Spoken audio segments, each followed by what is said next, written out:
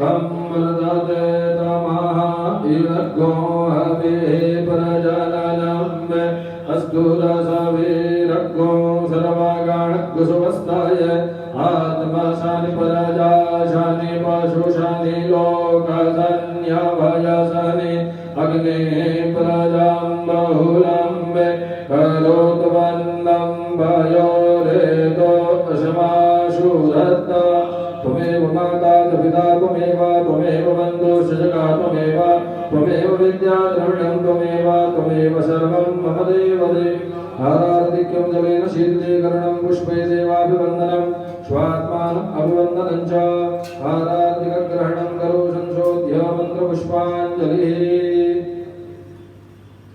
ॐ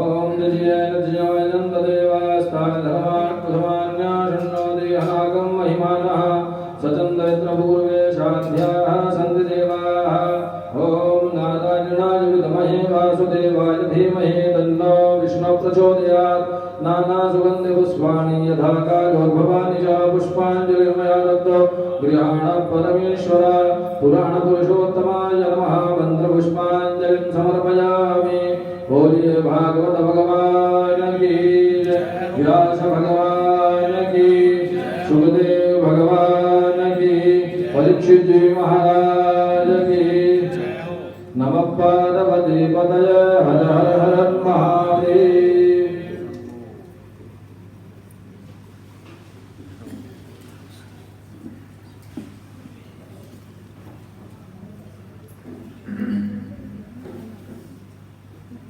नारायण नारायण नारायण नारायण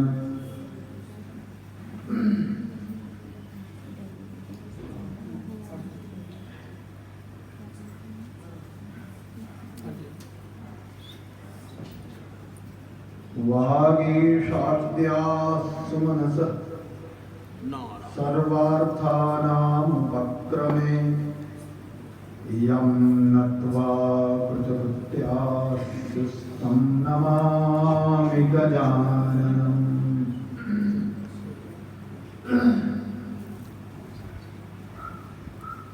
शारदा शारदाम्भोज वदना वदनाम्बुजे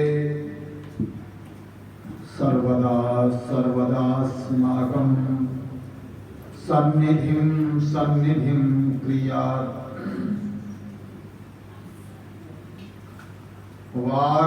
वागीशायस्य वदने लक्ष्मीर्यस्य च वक्षसि यस्यास्ते हृदये संवित् तं नृसिंहमहं भजे विश्वसर्गविसर्गादि नवलक्षणलक्षितं श्रीकृष्णाख्यं परं धाम जगद्धाम नमाम तत्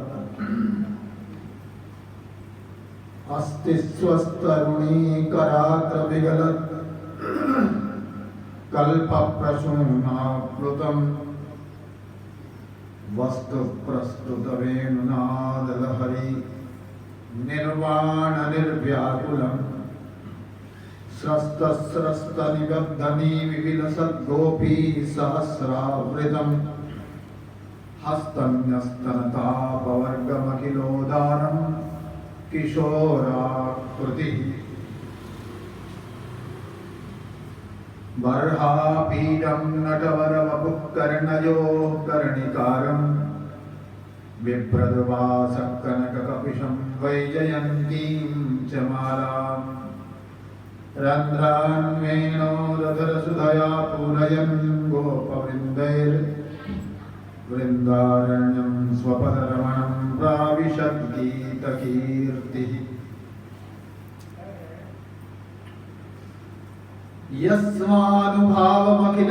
यस्मानुभावमखिलश्रुतिसारमेकम् अध्यात्मदीपमतितितीरशतां तमोन्धम् संसारिणां कर्मयाः पुराणविद्यं तं व्याससूनुमुपयामि गुरुं मुनीनां नारायणं नमस्कृत्य नरं चैव नरोत्तमं देवीं सरस्वतीं व्यासं ततो जयमुदीरयेत्। अज्ञानतिमिरान्धस्य ज्ञानाञ्जनशलाकया चक्षुरुन्मीलितं येन तस्मै श्रीगुरवे नमः।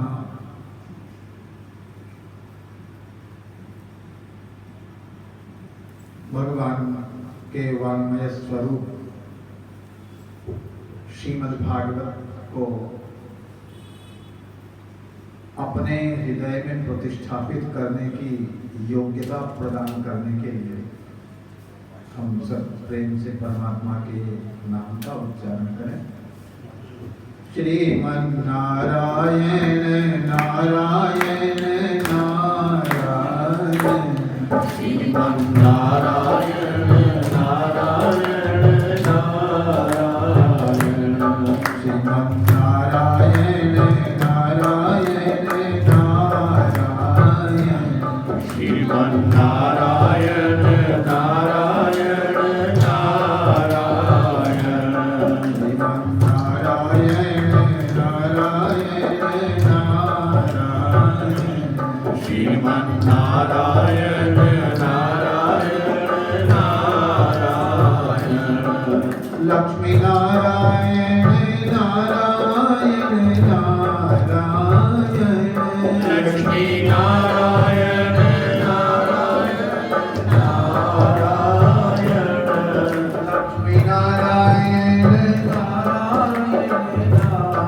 नारायण नारायण, लक्ष्मी नारायण नारायण नारायण, श्रीमन्नारायण नारायण नारायण, श्रीमन्नारायण नारायण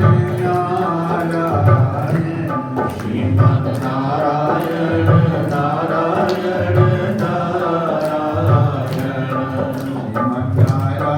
श्रीमन्नारायण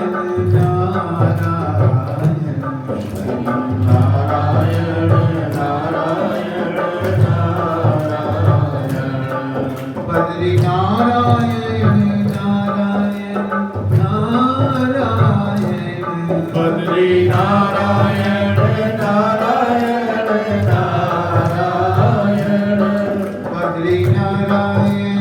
नारायण नारायण, बद्री नारायण नारायण नारायण, बद्री नारायण नारायण नारायण, श्रीमन्नारायण नारायण नारायण, श्रीमन्नारायण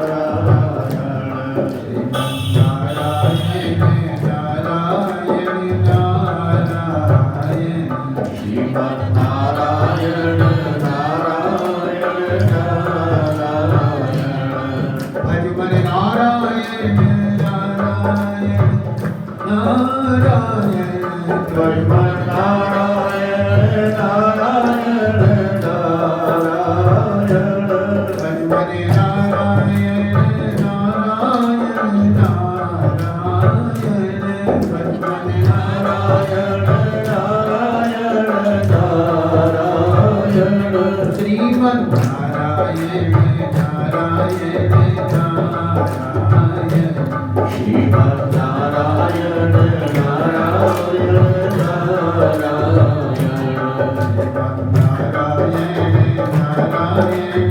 नारायण, श्रीमन्नारायण नारायण नारायण, नारायण नारायण नारायण, श्रीमन्नारायण नारायण नारायण, श्रीमन्नारायण नारायण नारायण, श्रीमन्नारायण नारायण नारायण, सद्गुरु नारायण नारायण नारायण, सद्गुरु नारायण नारायण नारायण, सद्गुरु नारायण नारायण नारायण, सद्गुरु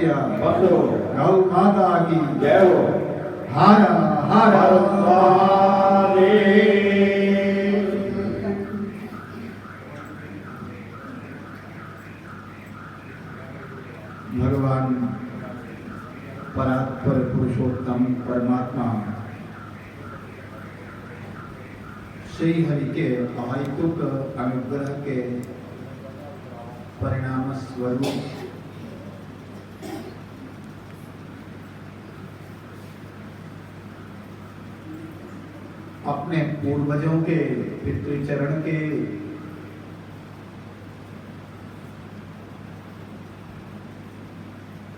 कृपा प्रसाद से भगवान के वाङ्मय स्वरूप श्रीमद् भागवत का हम सबको आश्रय प्राप्त हुआ है।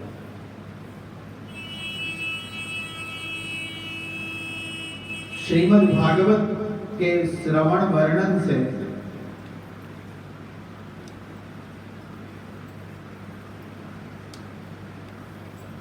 आंतर शुद्धि और बाह्य शुद्धि दोनों प्रकार की शुद्धि है।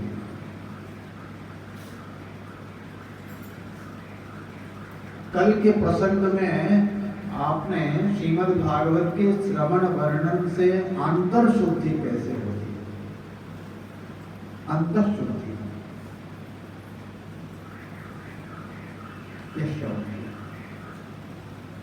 अंतर शुद्धि का एक ही साधन है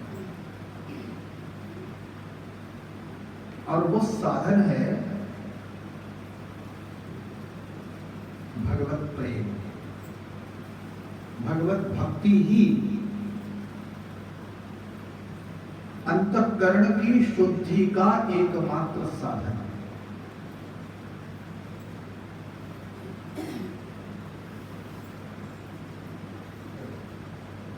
कई लोग यह समझते हैं कि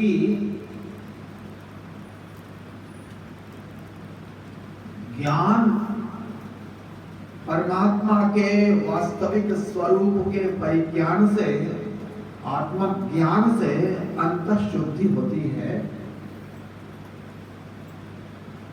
परंतु तत्व ज्ञान मात्र से अंतःकरण की संपूर्ण शुद्धि संभव नहीं। जैसे आपने स्नान घर में साबुन लगाया, खूब बढ़िया वाला साबुन, और साबुन लगा के, और जैसे ही आपने नल खोला तो टंकी में पानी चला। साबुन का काम क्या है? मलिनता को नष्ट करना है। शरीर पर जो गंदगी चढ़ गई है उसको विनष्ट करना यही तो साबुन करता है। और आपने उस साबुन का प्रयोग कर लिया, परंतु अब पानी मिल रहा, तो पानी के बिना क्या साबुन अपना काम कर सकेगा? क्या उससे मलिनता नष्ट होगी? क्या शरीर की शुद्धि होगी? नहीं होगी। तो ये जो तत्व ज्ञान है ये उस साबुन के समान है।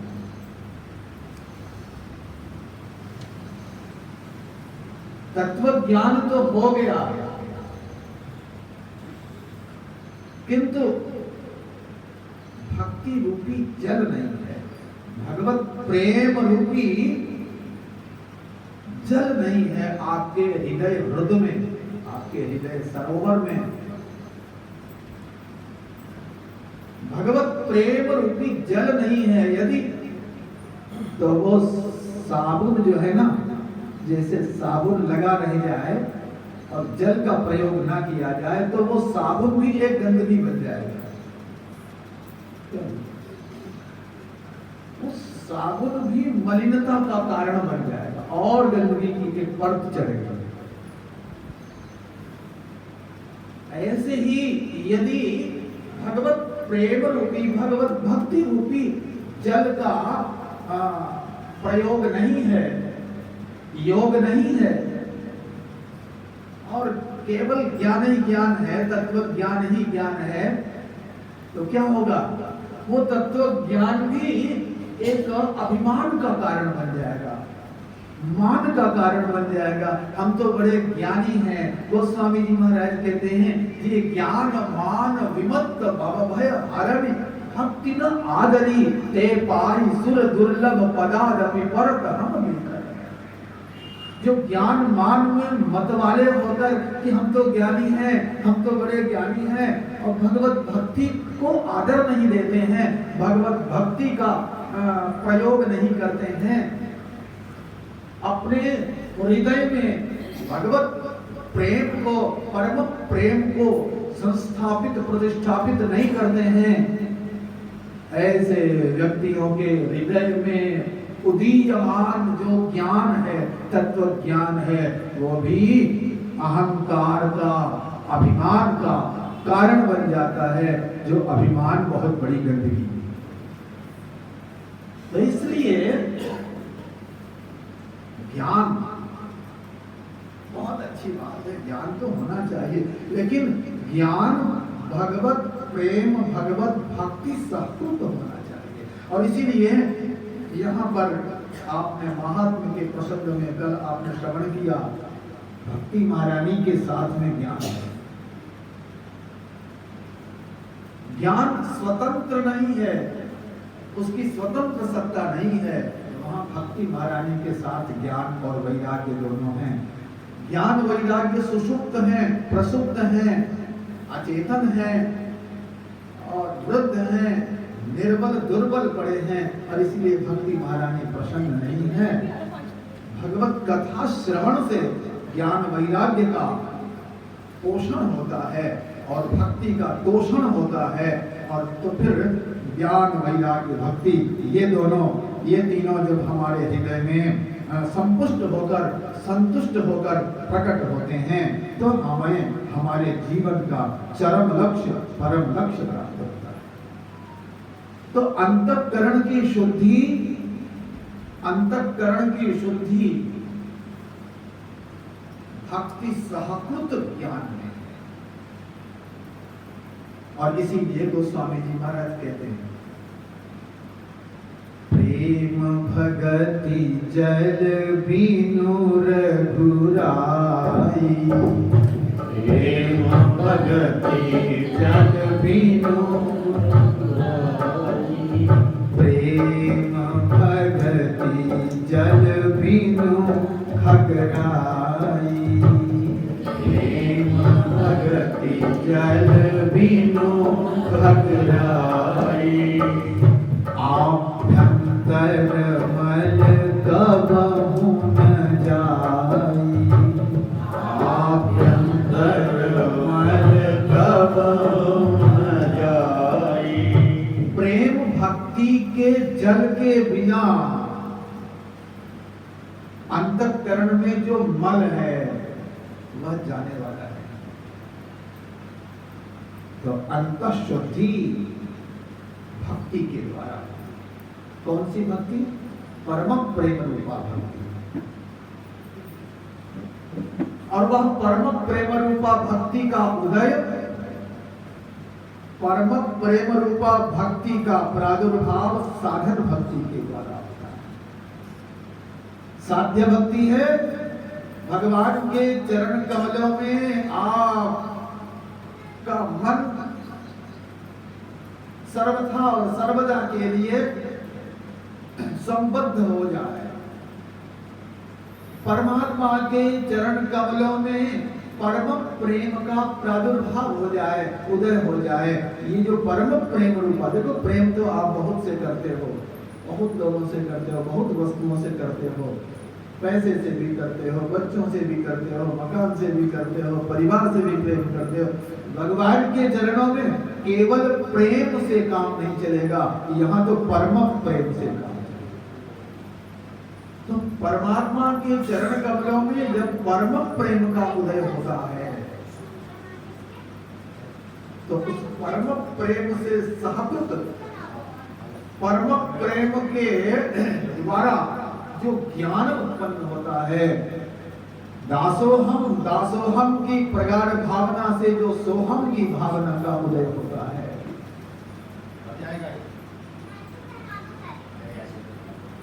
वह जो अद्वय ज्ञान है, उसी अद्वय ज्ञान से आवरण का सर्वथा संहार होता है। तो यहां पर साध्या भक्ति है परम प्रेम रूपा, और उस परम प्रेम रूपा साध्या भक्ति के 9 साधन हैं, और उन्हीं 9 साधनों को साधन भक्ति कहते हैं। क्या कहते हैं? साधन भक्ति। और ये साधन आपने सुन रखे हैं, श्रवणम कीर्तनम विष्णु स्मरणम पाद सेवनम। इन 9 साधनों में सबसे पहला साधन है और सबसे प्रमुख साधन है श्रवण। तो ये जो साध्या भक्ति है, साध्या भक्ति की प्राप्ति, भगवान के चरण कमलों में परम प्रेम की संप्राप्ति श्रीमद् भागवत के सत्संग से के द्वारा, सच्चर्चा के श्रवण से, श्रीमद् भागवत के श्रवण से, सत्संग के श्रवण से परम प्रेम रूपा भक्ति का हृदय में उदय। और जब परम प्रेम का उदय होता है तब ज्ञान का, उस भक्ति के गर्भ से ज्ञान का तत्व, ज्ञान का प्रादुर्भाव होता है। और जब इस प्रकार भक्ति के गर्भ से ज्ञान जो उत्पन्न हुआ है, वह ज्ञान समूल आवरण का, समूल गंदगी का, पाप का, ताप का समूल संहार कर देता है। तो ये आपने कल के प्रसंग में समझा, जो इसका हमने आपको सार बताया। और अंतः शुद्धि नहीं, श्रीमद् भागवत के श्रवण से बाह्य शुद्धि भी होती है।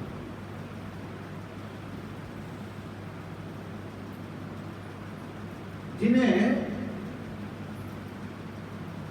दुष्कर्मों के कारण कुयोनि प्राप्त हुई है, कुशरीर प्राप्त हुआ है, भटक रहे हैं अनेकानेक शरीरों में,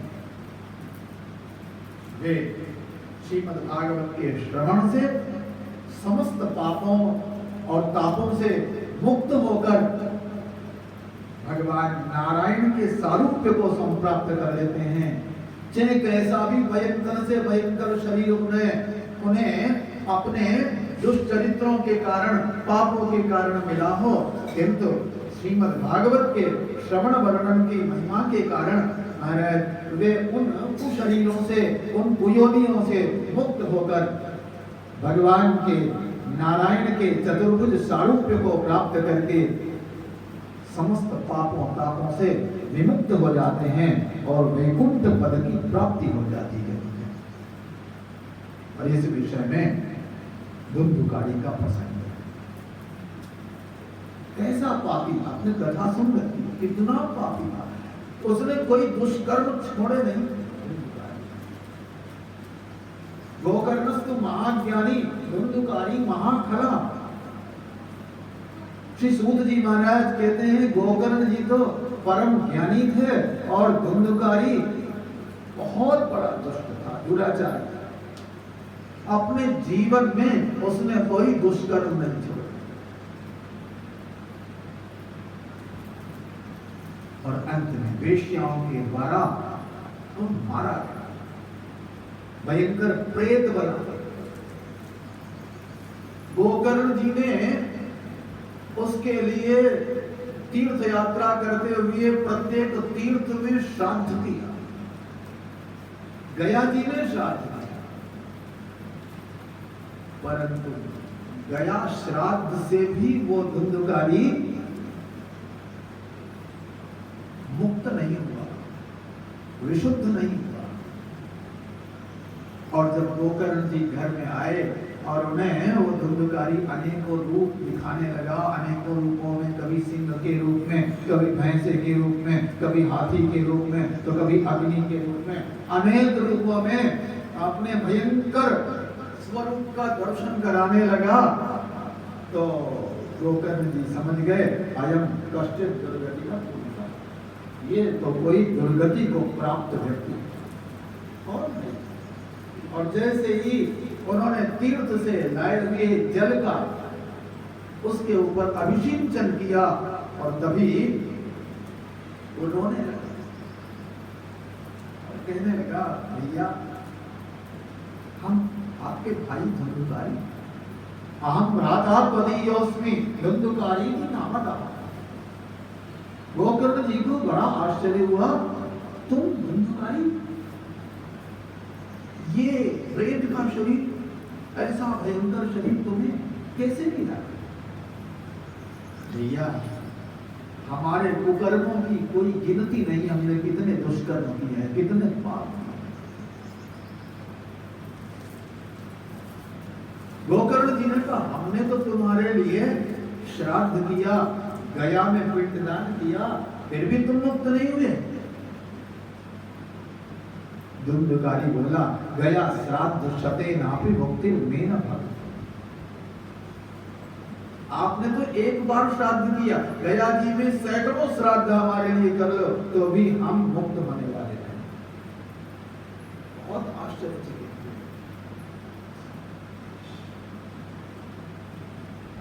क्या करें धुंधुकारी की मुक्ति के लिए, क्या करें?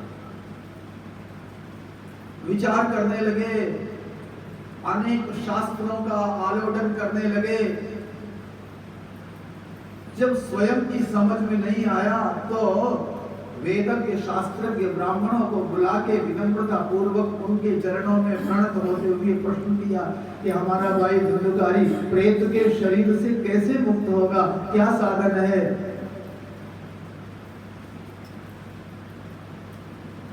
तो ब्राह्मणों ने कुछ एक उपाय नहीं बताया। कोई कहता है गया में श्राद्ध करो, गोकर्ण जी ने कहा हमने तो श्राद्ध कर लिया। किसी ने कहा उस तीर्थ में श्राद्ध करो, बोले वहां भी कर दिया। कुछ समझ में नहीं आ रहा था क्या करना चाहिए अपने भाई की मुक्ति के लिए। तो प्रातः काल हुआ और प्रातः काल हुआ तो सूर्य नारायण का उदय हो रहा था। सूर्य नारायण का दर्शन करके हाथ जोड़ लिए गोकर्ण जी ने, सूर्य नारायण को प्रणाम किया। तुभ्यम नमो जगत साक्षी, हे जगत साक्षी सूर्य, हम आपको प्रणाम करते हैं, आप हमारे भाई की मुक्ति का साधन। कैसे मुक्ति होगा? स्पष्ट स्वर में सूर्य नारायण ने यही कहा, श्रीमद् भागवतानुमुक्ति, तुम्हारा भाई श्रीमद् भागवत की साप्ताहिकी कथा के श्रवण से मुक्त। गोकर्ण जी ने श्रीमद् भागवत की साप्ताहिकी कथा का आरंभ। सब श्रोतागण जुड़ने लगे, सब व्यवस्थित होकर अपने अपने आसनों पर बैठ गए और एक संध्या वंदन निष्ठ वेद पाठी ब्राह्मण को मुख्य श्रोता के रूप में स्थापित कर, प्रतिनिधि श्रोता के रूप में, यजमान प्रतिनिधि के रूप में उसे प्रतिष्ठापित करके गोकर्ण जी ने जब श्रीमद् भागवत की साप्ताहिकी कथा का समारंभ किया तो वहां वात्यारूप धरा, प्रेत शरीर है, वायुमय शरीर है।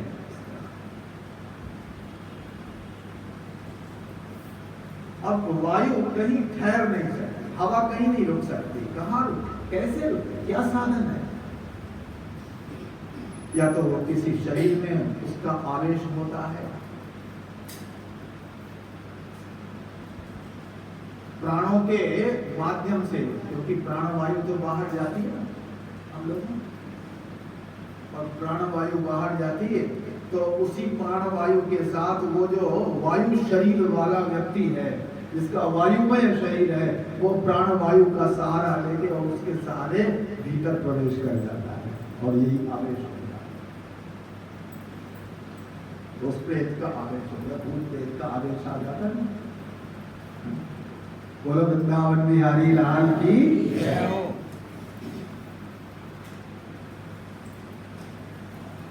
अब वो कहाँ ठहरे तो एक 7 गांठ का बांस वहां स्थापित था और 7 गांठ के बाद बांस में वो बैठ गया और वहां बैठ के वो वही वो श्रीमद् भागवतामृत का पाठ करने लगा।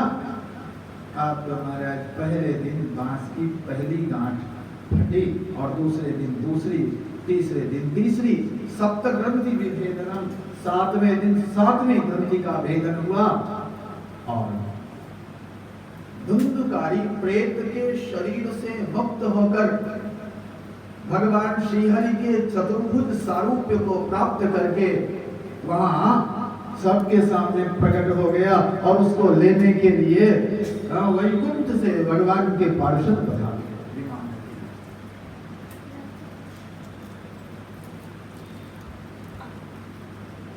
धुंधकारी ने गोकर्ण जी को और श्रीमद् भागवत को प्रणाम, कहने लगा, धन्या भागवती वार्ता प्रेत पीड़ा विनाशिनी, धन्य है श्रीमद् भागवत, जिस श्रीमद् भागवत के श्रवण से प्रेत के शरीर से भी मुक्ति मिलता है।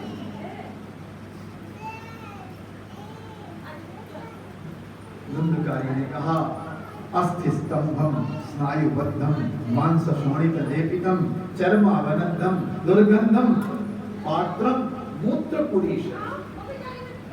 अरे भैया, ये तुम्हारा शरीर, एक शरीर जिसमें तुम्हारा बहुत राग है, जिसमें तुम्हारी बड़ी आसक्ति है, और वो शरीर है कैसा? तो बोले जैसे मकान बनाते वैसे ये मकान, ये मकान चलता फिरता नहीं और ये मकान चलता फिरता मकान। हाँ? ये चलता फिरता मकान और ये जड़ मकान है, दोनों ही मकान। तो ये कैसा मकान? अरे भाई, इस मकान में खंभे होते हैं ना, पहले पिलर बनाए जाते, पहले खंभे, इसमें भी खंभे हैं। इसके खंभे बोले हड्डियों के, चलता फिरता मकान है, इसमें हड्डियों के खंभे लगे, भगवान ने खंभे बड़े मजबूत बनाए। हाँ? और उसी जैसे खंभे पर पूरा मकान टिका होता है, वैसे ही ये जो हड्डियों के खंभे हैं उस पर ये मकान टिका हुआ है, चलता फिरता मकान। अस्थि स्तंभम स्नायुबद्धम,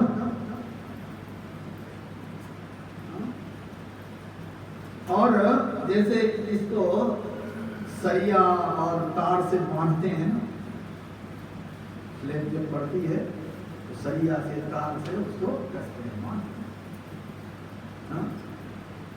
ऐसे ही ये जो मकान है ये भी नसों से और नाड़ियों से ये बंधा हुआ है, स्नायु तंत्र से इसको बांध रखा। जैसे इस मकान में क्या करते हैं, और सरिया से और तार से बांध के, और उसके बाद में फिर गिट्टी, मोरन, सीमेंट, पानी सब मिला के और बढ़िया उस पर डाल देना, बिछाया देना। ऐसे ही भगवान ने क्या किया, वो इसे नसों और नाड़ियों से बांध के और उस पे मज्जा, मैदा, मांस और रक्त ये सब मिला के मांस सोनी कर लेती ना, हमारा जो गाढ़ा बनाया बढ़िया सा मसाला तो वो डाल दिया। हाँ? ये भी मकान है। और उसके बाद में इस मकान में क्या करते हैं फिर, प्लास्टर करते हैं। भगवान ने भी प्लास्टर कर दिया, रंग रोगन कर दिया, बहुत बढ़िया। काहे का, ये जो गोरी काली चमड़ी चढ़ाएगी ना, और इतना बढ़िया भगवान ने रंग रोगन कर रखा है, उसके ऊपर आप लोग रंग रोगन करते रहते। बोला वृंदावन बिहारी लाल की, ज्यादा रंग रोगन की आवश्यकता है नहीं, और इसीलिए भगवान ने जो कर रखा है आप लोग करते हो, फिर वो उधर जाता है, फिर वो भगवान वाला आ जाता है सामने।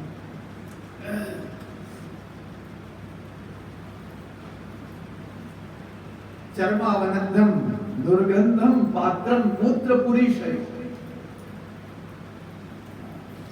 अब ये जो गोरी काली चमड़ी चढ़ाई भगवान ने इस मकान के ऊपर, ये चमड़ी यदि हटा दी जाए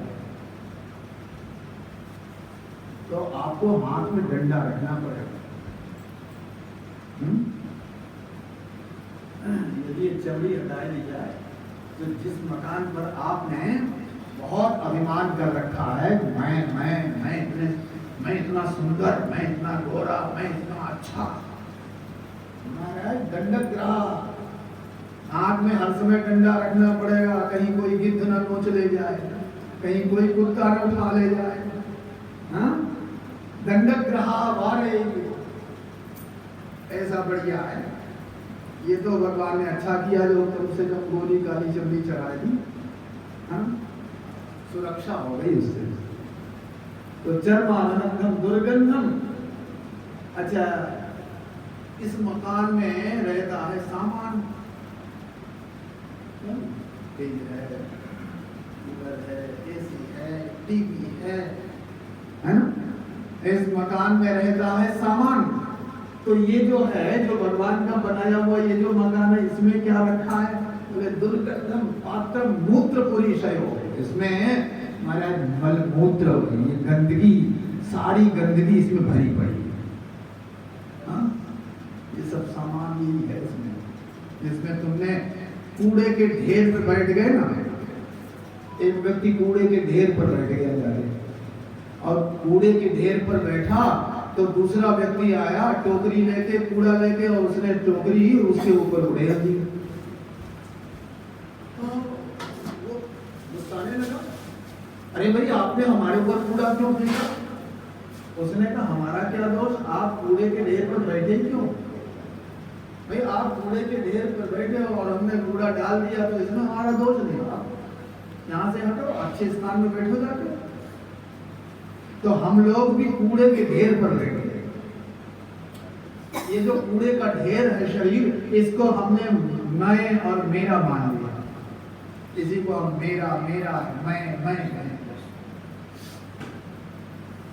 कबीरदास जी कहते हैं ये जो मायका है ये हमें नहीं अच्छा लगता। ये माया का मायका है, नहीं खरबा हमका अनुभव है। साईं की नगरी परम अति सुंदर, जहां को आवे न जावे, नहीं हरवा हमका। ये जो मायका है ये हमें अच्छा नहीं लगता। हमें क्या अच्छा लगता है? साईं की नगरी परम अति सुंदर। हमें हमारे प्रियतम का जो नगर है, कौन सा नगर? बोले जहां को आवे न जावे, जहां जहां पहुंच के फिर लौटना नहीं होता। यद गत्वा न निवर्तन्ते तद्धाम परमम मम, भगवान गीता जी में कहते हैं। तो ऐसा जो भगवान का दिव्य वैकुंठ पद है वो हमें बहुत अच्छा लगता है। ये भगवान की विशेषता है। भगवान जिसे पकड़ लेते हैं उसे छोड़ते हैं।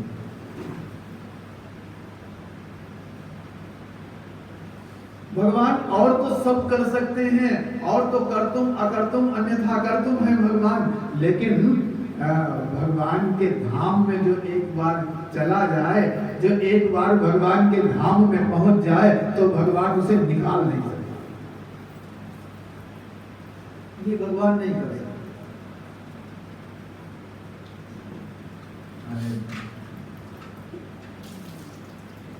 धुंधुकारी कहने लगा यद प्रातः संस्कृतम चांद, जो दाल रोटी भात चावल सब्जी आपने बनाई, सवेरे बनाया भोजन, दाल रोटी, और वो शाम तक रख दो। शाम तक रखा रहेगा तो शाम को आप देखोगे उसमें दुर्गंध आने लगेगी, वह अन्न सड़ जाता है। जो अन्न आपको बहुत बढ़िया लगता था, जो भोजन बहुत प्यारा लगता था, और वो भोजन उसकी ओर आप देखना नहीं चाहते हो,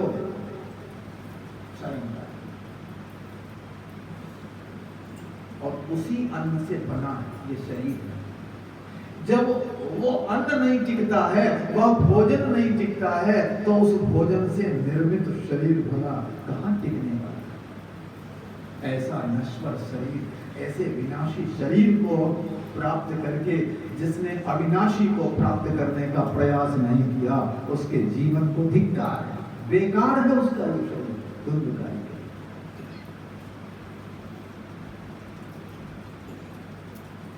दुर्विकारी कहता है कि धन्य है श्रीमद् भागवत की कथा, धन्या भागवती वार्ता प्रेत पीड़ा विनाशी। यहाँ गोकर्ण जी ने कहा, भगवान के पार्षद आए थे दुर्विकारी को लेने, तो गोकर्ण जी ने कहा कि ये बताओ पार्षदों, यहाँ श्रोता तो बहुत बैठे हुए, सब श्रोताओं के लिए, दुर्विकारी के लिए ही आप विमान क्यों लाए? सबके लिए विमान क्यों नहीं लाए? विमान तो सबके लिए आना चाहिए था। अच्छा, सबके लिए यदि विमान आ जाए और पार्षद आवे और कहें चलो, तो चलने तैयार हो, क्षमा करना। और यदि ऐसे ही आने लगे तो फिर आप कथा में नहीं आओगे, या वहां तो विमान। और यदि चलो 6 दिन आ गए तो 7वें दिन तो आओगे नहीं किसी प्रकार। राम भाई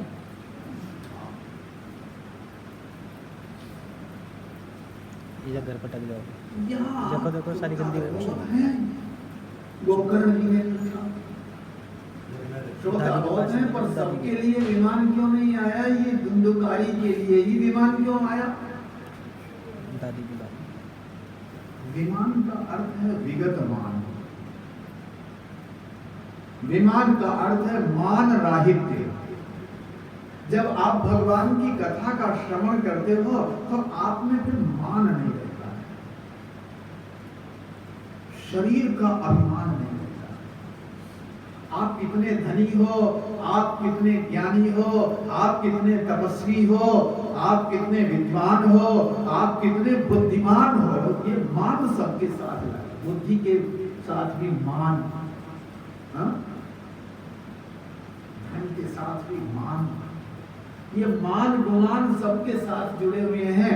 और जब विमान आता, जब आप भगवान की कथा का श्रवण करते हो, जब आप श्रीमद् भागवत का श्रवण करते हो, तो फिर मान निकल जाता। रहता सब कुछ है तुम्हारे पास, बुद्धि भी रहती है, विद्या भी रहती है, बल भी रहता है, धन भी रहता है, पर उस धन के साथ, उस बल के साथ, उस बुद्धि के साथ, उस विद्या के साथ मान नहीं रहता है, अभिमान नहीं रहता है। यही विमान की प्राप्ति। और ये जो विमान है, एक व्यक्ति ने, विमान शब्द से हमें याद आया, एक व्यक्ति ने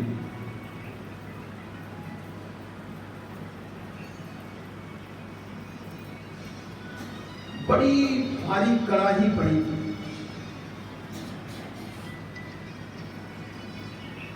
या लोहार के घर के आगे जो बड़ा सा लोहे का टुकड़ा रहता है, बड़ा, जिस पर वो खुद भी हंसिया सब कुछ बनाता रहता है, पीटता रहता है। लोहार को सोए गया और वो घूम रहा था, उसने वो बड़ा लोहे का टुकड़ा देखा, उसने सोचा लोहा तो बहुत महंगा है, चलो इसी को उठा लो। धीरे से वो लोहा उठाया, उसको बोलते हैं निहाई, आयरन। अब वो उठा के ले आया, उसने कहा चलो मंडी में बेचेंगे। बेचा, उसने खूब मिला उसे, फिर उसके मन में आया कि इतना भारी लोहा हमने चुराया, बड़ा पाप हुआ हमसे, अब इस पाप का प्रायश्चित तो हमें करना ही चाहिए। पंडित जी से पूछा कि प्रायश्चित क्या करें? पंडित जी ने कहा दान करो। बोले ठीक। तो उसने सोचा कि हमने लोहा चुराया तो लोहे का ही दान कर। वो गया बाजार और एक सुई ले आया, और सुई लाके पंडित जी को बुलाया और पंडित जी से कहा हमारा संकल्प करो, हम दान करेंगे। और वो सुई उसने हाथ में रख ली और पंडित जी ने जल अक्षर पुष्प आगे रखे तो संकल्प कराना प्रारंभ किया। अब उसने पंडित जी को जब वो सुई दे दी, दान में हाथ में दे दी, तो वो ऊपर देखने लगा। यजमान ऊपर क्या देख रहे हो? बोले ऊपर देख रहे हैं, ये शास्त्रों में लिखा है कि जब दान करते हैं उसके बाद विमान आता है। अब हमने दान इतना बड़ा किया तो हमारे लिए भी तो विमान आना चाहिए। तो चोरी करे निहाय की और करत सुई को दान, और ऊंचे चढ़ी चढ़ी देखता आवत कहां विमान।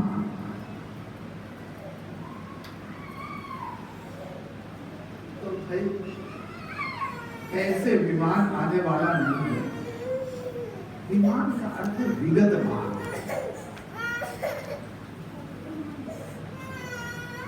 विगत मान, मान राहित्य, आपके मन में मान ना रहे, यही विमान की प्राप्ति।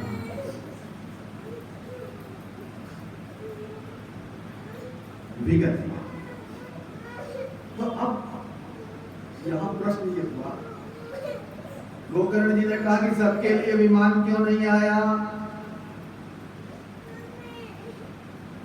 तो धुंधकारी के लिए विमान क्यों आया, सबके लिए क्यों नहीं? तो पार्षदों ने कहा कि श्रवणस्य विभेदेन फल भेदोत्र संस्थिता।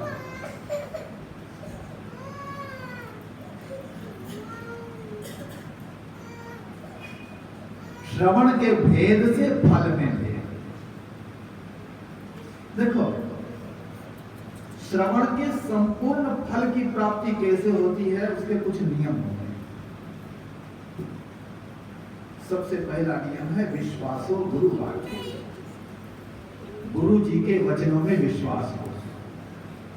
सबसे पहला नियम विश्वासो। कई लोग गुरु जी को बहुत मानते हैं पर गुरु जी की नहीं मानते।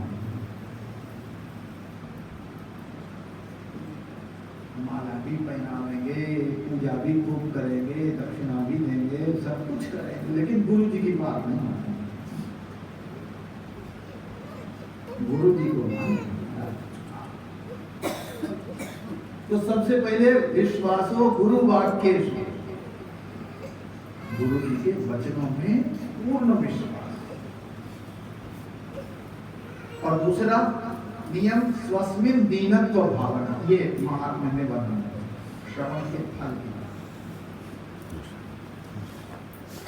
स्वस्मिन दीनत्व भावना, अपने में दैन्य की भावना।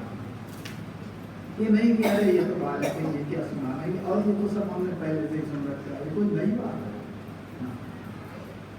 जब तक दैन्य नहीं होगा, जब तक आप में विनम्रता नहीं होगी, जब तक आप में अभिमान का राहित्य नहीं होगा, तब तक कथामृत आपके हृदय के बर्तन में ठहरेगा। श्रवण का फल तब तक प्राप्त नहीं होगा जब तक दैन्य नहीं होगा। कथा गंगा और भागीरथी गंगा दोनों एक जैसे। कथा गंगा और भागीरथी गंगा। भागीरथी गंगा निकली भगवान नारायण के चरणों से, और भागवत गंगा निकली भगवान के आचरणों से। तो एक गंगा निकली चरणों से और दूसरी गंगा निकली आचरणों से।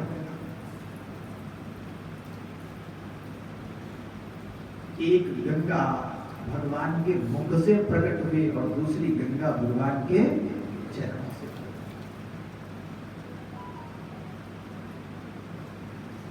दोनों गंगा हैं, दोनों पावनकारी हैं। कथा गंगा और भागीरथी गंगा दोनों ही पावन करने वाली हैं, दोनों ही पापनाशिनी हैं, तापनाशिनी हैं।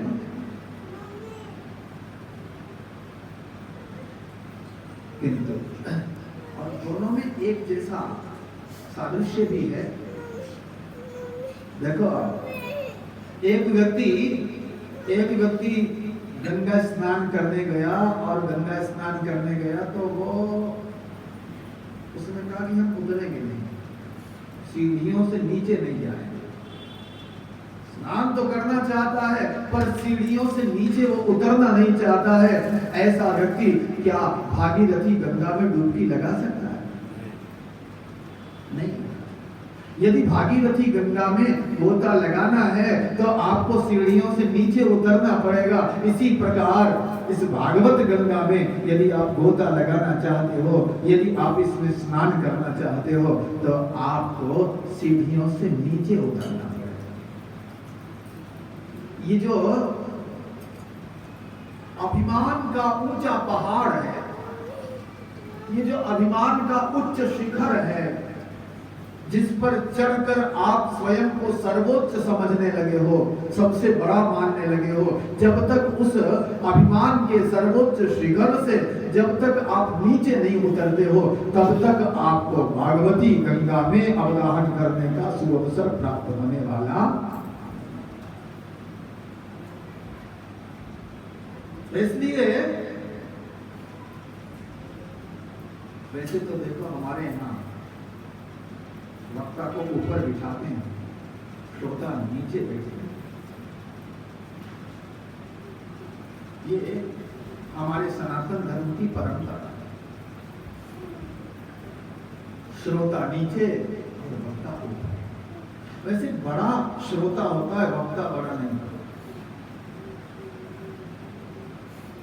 श्रोता, क्योंकि श्रोता सम्मान देता है और वक्ता सम्मान लेता है। तो जो दान करने वाला होता है वो बड़ा होता है और दान देने वाला छोटा होता है। और इसलिए दान लेने वाले का तो हाथ नीचे होता है और देने वाले का हाथ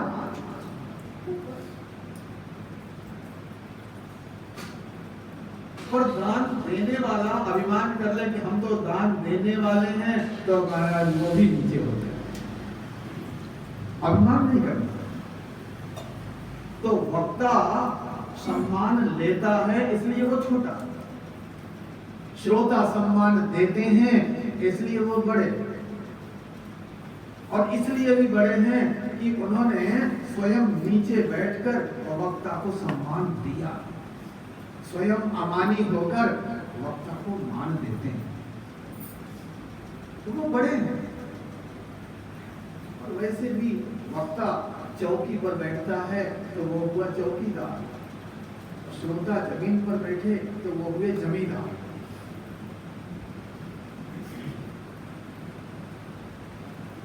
तो वो तो बड़े नहीं, लेकिन हमारे सनातन धर्म का ये नियम है कि वक्ता को ऊपर बिठाते हैं और श्रोता नीचे बैठते हैं, क्योंकि जैसे भागीरथी गंगा की धारा ऊपर से हिमालय से नीचे की ओर बहती है, उसी प्रकार कथा गंगा की धारा भी ऊपर से नीचे की ओर प्रवाहित है। जिन लोगों ने, जिन जीवों ने नीचे उतरना सीख लिया, जो विनम्र बन गए, जिनमें दैन्य आ गया, वे भागवत गंगा की धारा में अवगाहन करते हैं। तो सबसे पहले गुरु जी के वचनों में विश्वास, और दूसरा अपने में दैन्य भावना। विश्वासो गुरु वाक्येषु स्वस्मिन् दीनत्व भावना मनोदोष जयत्येव। और जो मन का दोष है, मन का दोष क्या है? अर्जुन ने कहा कि ये मन बड़ा दूषित है। क्या दोष है इसका सबसे बड़ा? बोले चंचलम हि मनः कृष्ण प्रमाथि बलवत् दृढ़म् तस्याहं निग्रहं मन्ये वायोरिव सुदुष्करम्। ये श्री कृष्ण, ये मन बहुत चंचल है। क्यों ये चंचल क्यों है मन? क्योंकि ये रजोगुण समुद्भव, ये रजोगुण से उत्पन्न हुआ है। ये मन रजत प्रधान है और इसीलिए चंचल हो रहा है। और जब हमारा मन रजत प्रधान न होकर सत्व प्रधान हो जाएगा तो ये हमारा मन शांत हो जाएगा। तो ये जो मन का जो दोष है, क्या दोष? चंचलता। जब तक इस मन के दोष की निवृत्ति नहीं होती है, तब तक कथा के श्रवण का संपूर्ण फल प्राप्त नहीं। मनोदोष जयश्चय। देखिए यहाँ है और मन क्या अभी क्या व्यवस्था हो रही होगी, क्या चल रहा होगा, हाँ वहाँ पता नहीं भोजन अभी तैयार हुआ होगा कि नहीं हुआ होगा, हाँ। तो ये जो मन का दोष है, इसकी जब तक निवृत्ति नहीं होती है, तब तक श्रीमद् भागवत के श्रवण का संपूर्ण फल प्राप्त नहीं। कथायाम निश्चला मति, और श्रीमद् भागवत की कथा में तुम्हारी बुद्धि निश्चल हो जाए। एवं आदिकृतं चेत् तदा वै श्रवणे फलम। यदि इन नियमों का कोई पालन करे तो उसे कथा श्रवण के संपूर्ण फल की प्राप्ति। इस प्रकार यहाँ भगवान के पार्षदों ने कहा, और धुंधकारी प्रणाम करके गोकर्ण जी को, श्रीमद् भागवत को प्रणाम करके विमान पर विराजमान होकर अपने उन पार्षदों के साथ भगवान के दिव्य धाम को पधार गया, सिधार गया। देवता पुष्पों की वर्षा करने लगे, जय जयकार होने लगी। बोलो वृंदावन बिहारी लाल की। और इसके पश्चात गोकर्ण जी ने अब दोबारा श्रीमद् भागवत का आयोजन, अब की बार भाई सावधानी पूर्वक सब लोग श्रवण करें। इसलिए दोबारा फिर जब धुंधुकारी पधार गया तो दोबारा पुनः श्रीमद् भागवत सप्ताह का आयोजन किया और इस बार सब ने बड़े मनोयोग से श्रीमद् भागवत का श्रवण किया। 7 दिनों तक अमृत वर्षा होती रही और 7वें दिन कथा ज्ञान यज्ञ की पूर्णाहुति के अवसर पर स्वयं श्री हरि पधार गए और उन्होंने सबको अपनी अमृत वर्षणी दृष्टि के द्वारा सब पर वृष्टि करके सबको अपना सारूप्य प्रदान कर दिया। अब तो जितने श्रोता थे सब शंख चक्र गदा पद्मधारी वनमालाधारी पीतांबरधारी श्रीहरि के रूप में प्रकट हो गए और गोकर्ण जी को छाती से लगा लिया भगवान श्रीहरि ने। गोकर्ण जी को भगवान का सारूप्य प्राप्त हो गया। अब तो सब विमानों पर विराजमान होके जैसे भगवान श्री राम अपनी प्रजा के साथ सपरिकर साकेत पधारे थे, उसी प्रकार भगवान श्री हरि के साथ और नारायण गोकर्ण जी और सभी श्रोता विमानों पर विराजमान होकर भगवान के वैकुंठ धाम को पधारे हैं। पुष्पों की वर्षा हो रही है, जय जयकार हो रही है। बोलो वृंदावन बिहारी।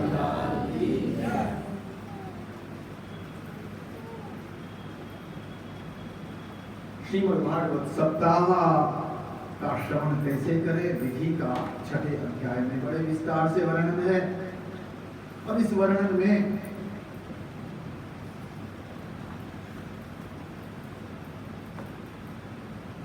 किस प्रकार से निमंत्रण दें सबको सब बताया गया है। वक्ता कैसा होना चाहिए वक्ता के विषय में भी बताया और वक्ता के विषय में जो बताया है व्यास के विषय में वहां विरक्तो वैष्णवो विप्रो वेद शास्त्र विशुद्धिकृत दृष्टांत कुशलो धीरो वक्ता कार्योति निष्प्रिया। अब आप देखो वक्ता का लक्षण बताते हुए सबसे पहले विरक्ता है और बाद में अति निष्प्रिया। विरक्ता वक्ता शुकासन पर बैठा हुआ जो वक्ता है उसका कम से कम शुकासन पर बैठकर कहीं किसी दूसरी वस्तु में राग ना हो, केवल परमात्मा की लीलाओं में ही उसका अनुराग हो और कहीं दृष्टि न जाए, हाँ, और किसी में आसक्ति ना हो। विरक्ता। और देखो अति निष्प्रिय, बाद में अति निष्प्रिय। निष्प्रिय का मतलब किसी वस्तु की इच्छा नहीं, और यहां वही नहीं अति निष्प्रिय। तो पहले और अंत में विरक्ता और अति निष्प्रिय, फिर वैष्णव विष्णु भक्त होना। और यहां विशेष बात यह है कि कहीं भी स्त्रीलिंग का प्रयोग नहीं है।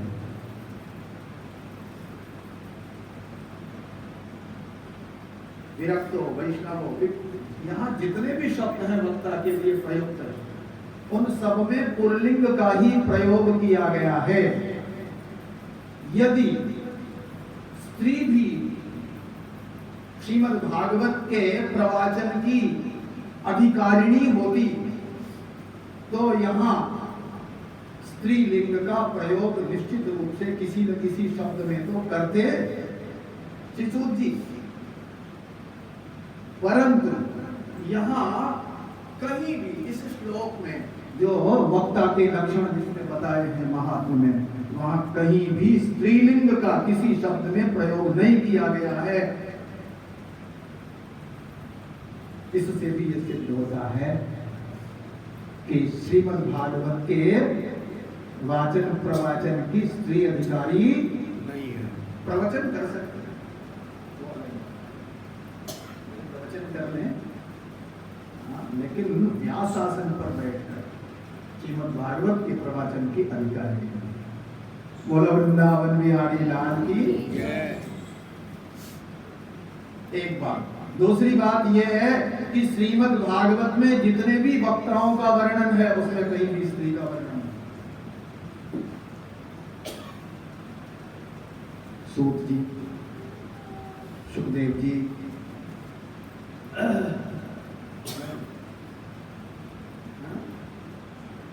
और भी जितने वक्ता हैं, मैत्रेय ऋषि, नारद जी, जो प्रकरण विशेष में जो वक्ता आए हैं जगह जगह जिनका वर्णन आया, उनमें कहीं भी स्त्री का वर्णन श्रीमद् भागवत के प्रवाचक के रूप में कहीं भी स्त्री का वर्णन नहीं है। आपको ये सुन के अच्छा तो नहीं लग रहा है, लेकिन हमको जो यहाँ लिखा हुआ है वो हम आपको सुना रहे हैं। विरक्तो वैष्णवो विप्रो वेद शास्त्र विशुद्धिकृत,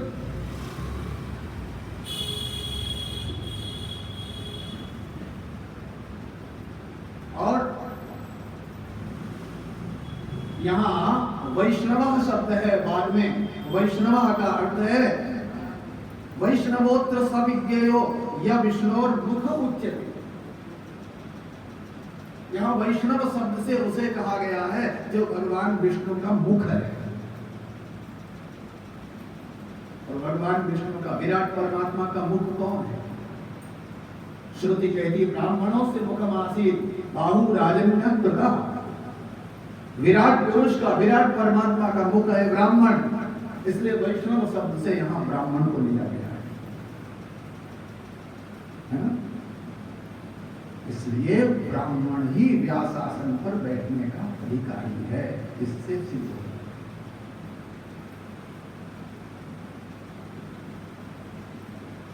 और वो भी कैसा हो? विरक्त हो। ऐसे नहीं सब ब्राह्मण मदिरा पान करने वाला, दुर्व्यसनी, दुराचारी ब्राह्मण नहीं, कोई भी नहीं। विरक्त, वैष्णव, वेद पाठी, वेद शास्त्र के सिद्धांत से परिचित हो और उस सिद्धांत को समझाने में निपुण हो, दृष्टांत कुशल हो, ऐसा महापुरुष ही श्रीमद् भागवत के प्रवचन का अधिकारी है। बोलो वृंदावन बिहारी लाल की।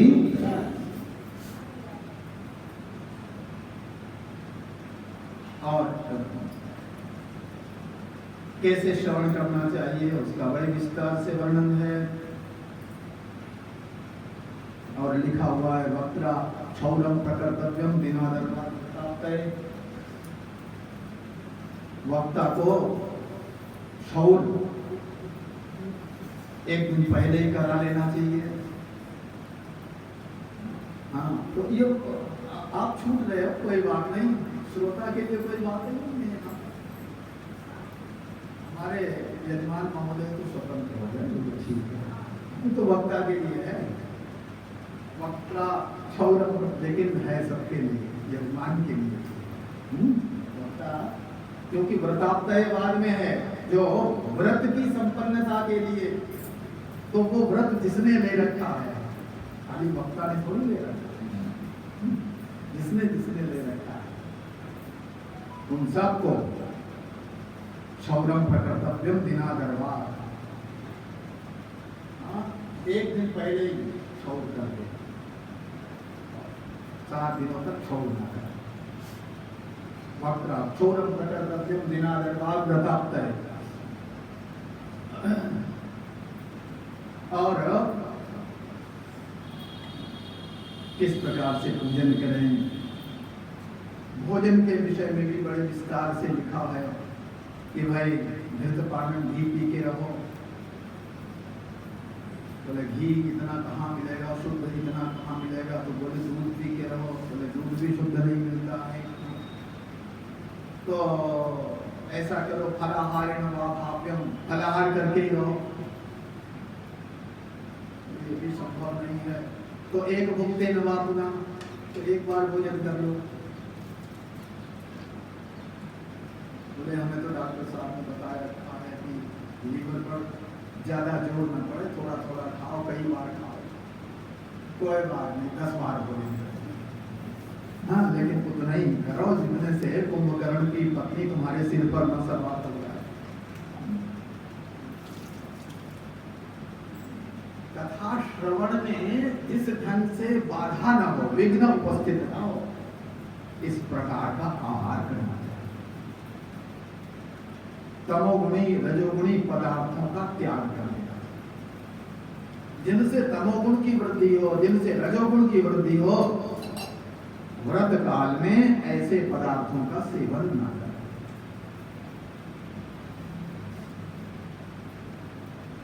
बड़ा विधान है।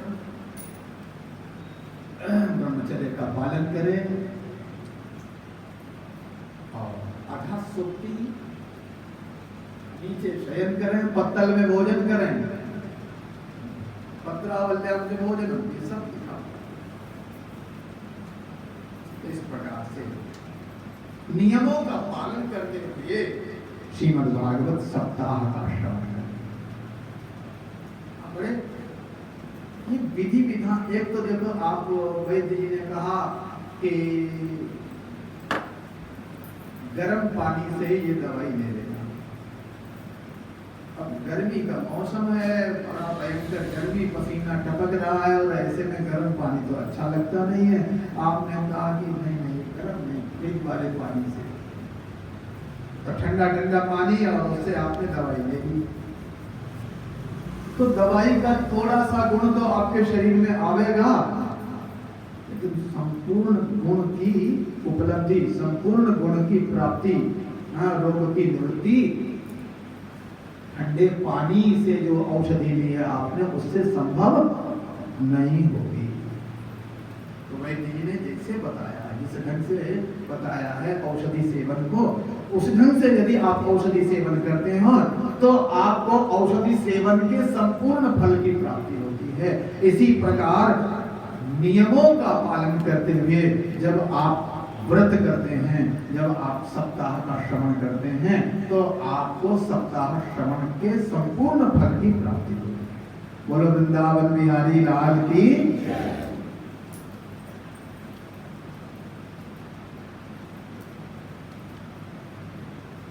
इसके पश्चात महाराज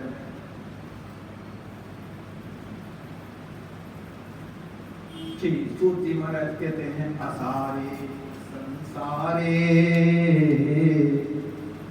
विषय विष संगा कुलधिया क्षणार्धम क्षेमार्थम पिबत शुक गाथा तुलसुधाम किमर्थम व्यर्थम भो व्रजत कुपथे कुत्सित कथे परीक्षित साक्षी श्रवण गत मुक्त्युक्ति कथने।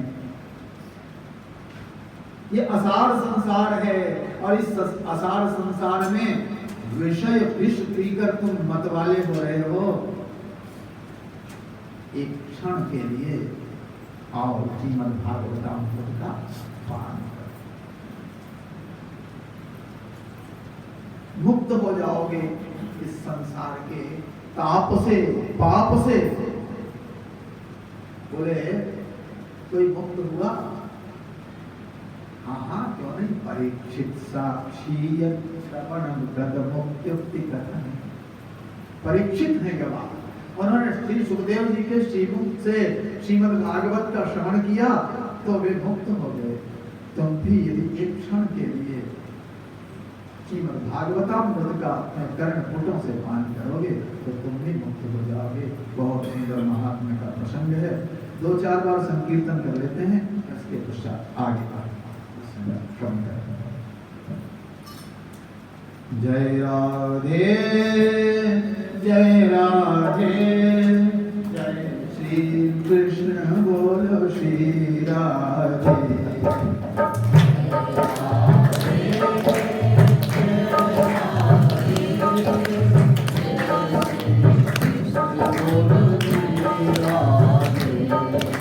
जय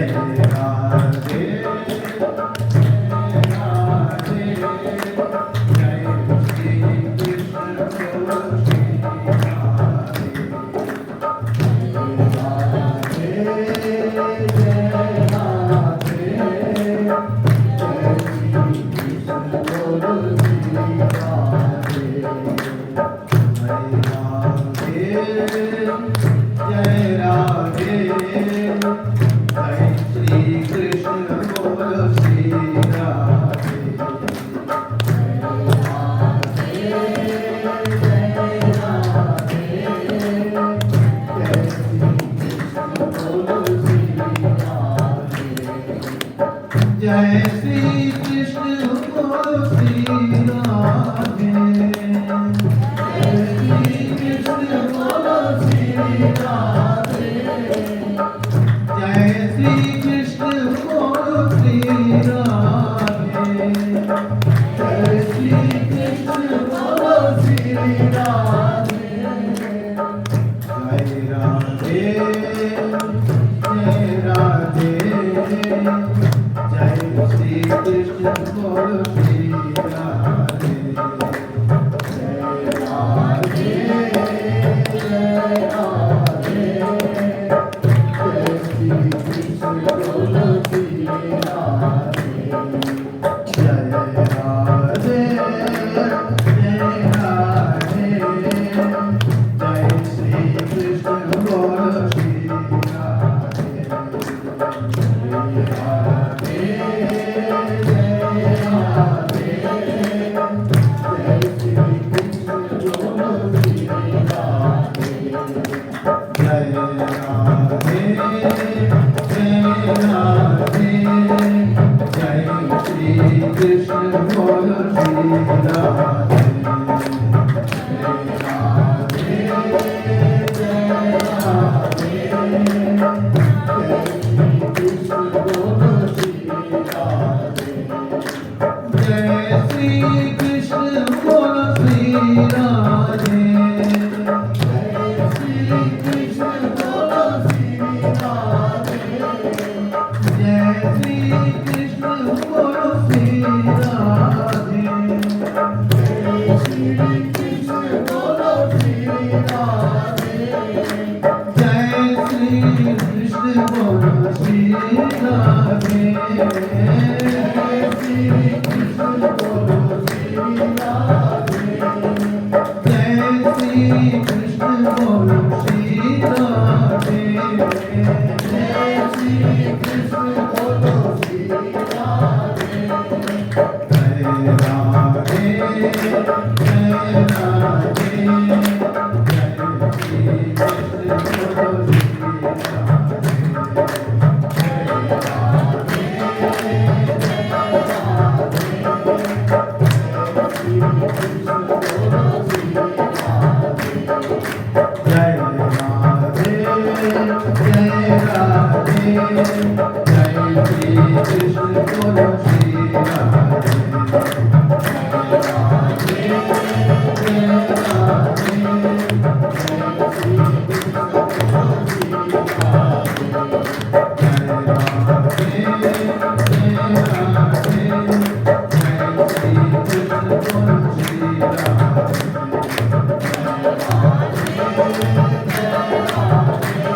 जय श्री कृष्ण बोलो श्री राधे। जय राधे जय राधे। जय श्री कृष्ण बोलो श्री राधे।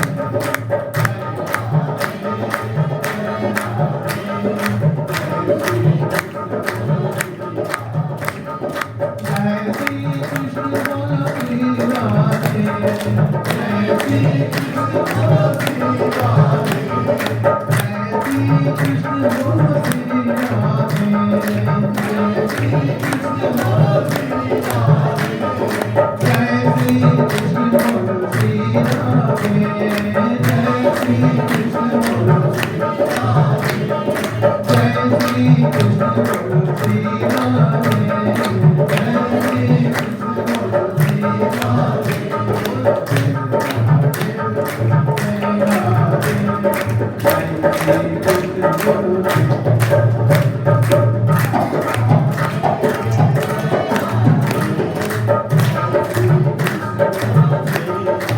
जय जय श्री राधे।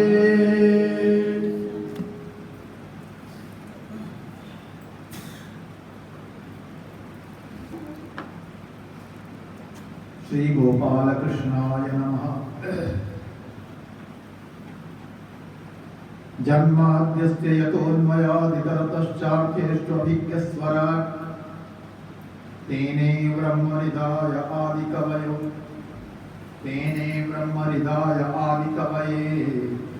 मुह्यन्ति यत्सूरयः।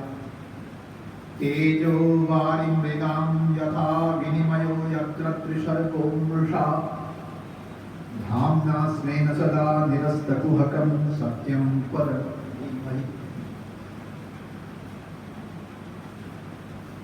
श्रीमद् भागवत के प्रथम स्कंद के प्रारंभ में महर्षि कृष्ण द्वैपायन वेद व्यास जी महाराज सत्य स्वरूप परमात्मा का ध्यान करें। हमें ध्यान किसका करना चाहिए? सबसे पहले हमें ध्यान किसका करना चाहिए? हम जिसका ध्यान करते हैं वैसे ही हो जाते हैं। ध्यान की बड़ी महिमा है। हम यदि विनाशी वस्तुओं का, असत पदार्थों का ध्यान करते रहते हैं तो हम अविनाशी होते हुए भी अपने को विनाशी मान बैठते हैं। हम यदि सत परमात्मा का ध्यान करेंगे तो हम अपने सत स्वरूप में प्रतिष्ठित हो जाएंगे। हमारी मान्यता, हमारा जो भ्रम है कि हम तो मरने मिटने वाले हैं, ये हमारा भ्रम टूट जाएगा। हमारे पूर्वाग्रह छूट जाएंगे और हम अपने सत स्वरूप में, अविनाशी स्वरूप में संप्रतिष्ठित हो जाएंगे यदि हम सत परमात्मा का ध्यान करें। तो सत्यम परम, हम सत्य स्वरूप परमात्मा का ध्यान करें।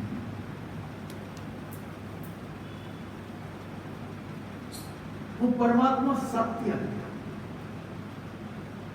परम है, वो परमेश्वर है, सबसे परे है।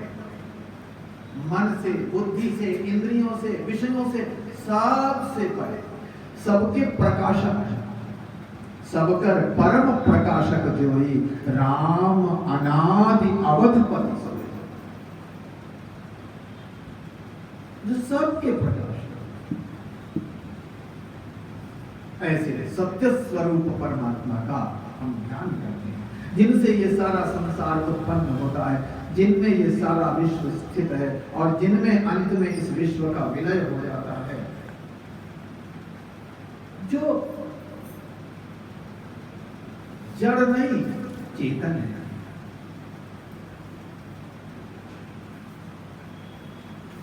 ऐसे स्वतः प्रकाशमान, स्वतः सिद्ध ज्ञान स्वरूप, सच्चिदानंद स्वरूप परमात्मा का हम ध्यान करते हैं। तो पहले श्लोक में यह बताया गया कि हमें ध्यान किसका करना चाहिए, और दूसरे श्लोक में यह बताया गया कि हमें ज्ञान किसका करना चाहिए। हम किसको जाने, तो किसका ज्ञान करें? बोले हमें ज्ञान ऐसी वस्तु का, ऐसे व्यक्ति का करना चाहिए जिसके ज्ञान से एक साथ सबका ज्ञान है। आपने कुंडल जान लिया कि ये कुंडल होता है, आपने अंगूठी जान ली कि अंगूठी ऐसी गोल गोल इस प्रकार की अंडाकार होती है, गोल गोल होती है। आपने अंगूठी जान लिया, पर आपने सोने को नहीं जाना। एक बालक था, स्वर्णकार का बालक, तो पिता ने कहा बेटा तो अलमारी से सोना तो ले आना। तो उसने अलमारी खोली और इधर उधर देखने लगा, कहने लगा पिताजी सोना तो है नहीं। पिताजी सोचा कि क्या हो गया, चोरी हो गई, कोई सब उठा ले गया क्या। और जब अलमारी के पास आया तो देखता है कि सोना तो रखा। उसने कहा बेटा ये सोना ही तो है। अंगूठी उठाई और कहने लगा ये सोना ही तो है। बालक कहने लगा पिताजी आपने तो कहा था ये अंगूठी है, अब आप कह रहे सोना है।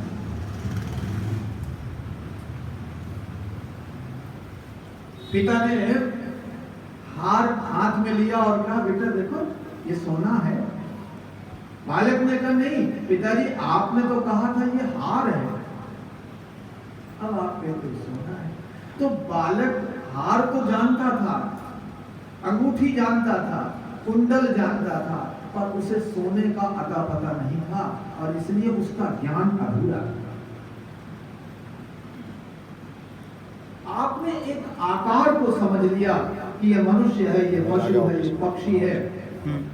तो मनुष्य, पशु, पक्षी इन सब को तो आप जानते हो कि ये है, ये है, ये है, पर इन सब के साथ जो है जुड़ा उसको आप नहीं जानते। ये जो अस्तित्व है, ये जो सत्ता है, उस सत्ता को आपने नहीं जाना।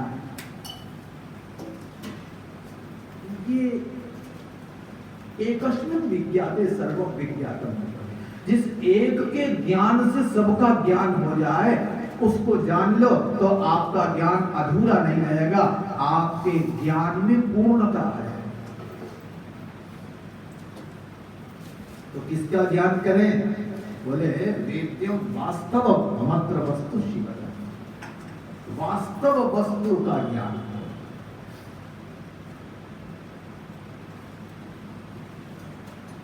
और वो वास्तव वस्तु क्या है? बोले वो वास्तव वस्तु तो केवल श्री कृष्ण है। दृष्टम श्रुतम भूत भवत् भविष्यत् स्थास्मश्चरिष्णुर महदल्पकं च विनाद्युतात् वस्तुतरां न वाच्यं स एव सर्वं परमार्थभूतः। महाराज उद्धव जी नंद बाबा को समझा रहे, बाबा ये जो दिखाई पड़ रहा है, ये जो सुनाई पड़ रहा है, जो होने वाला है, जो है और जो होगा, जो स्थिर है और जो चल रहा है, स्थावर जंगम सब, छोटा बड़ा सब, जो कुछ है सब बिना च्युतात् वस्तुतरां न वाच्यं। तो सब अच्युत के बिना तो कुछ है ही नहीं। श्री कृष्ण ही सर्व रूप में हमें दिख रहे हैं। जैसे रस्सी ही सर्प के रूप में दिखाई पड़ती है, जैसे चमकती हुई बालू ही हिरण को पानी के रूप में दिखाई पड़ती है, जैसे चमकती हुई सीप ही भ्रांत व्यक्ति को चांदी के रूप में दिखाई पड़ती है, उसी प्रकार परमात्मा श्री कृष्ण ही हमें पशु पक्षी स्त्री पुरुष बूढ़ा जवान बालक राक्षस देवता मनुष्य सब रूपों में वो परमात्मा ही हमें दिख रहे हैं। इसलिए वास्तविक वस्तु क्या है? बोले वास्तविक वस्तु है परमात्मा श्री कृष्ण। और जिसने उनके स्वरूप को जान लिया उसको एक साथ सबका ज्ञान हो गया, उसका ज्ञान पूर्ण हो गया।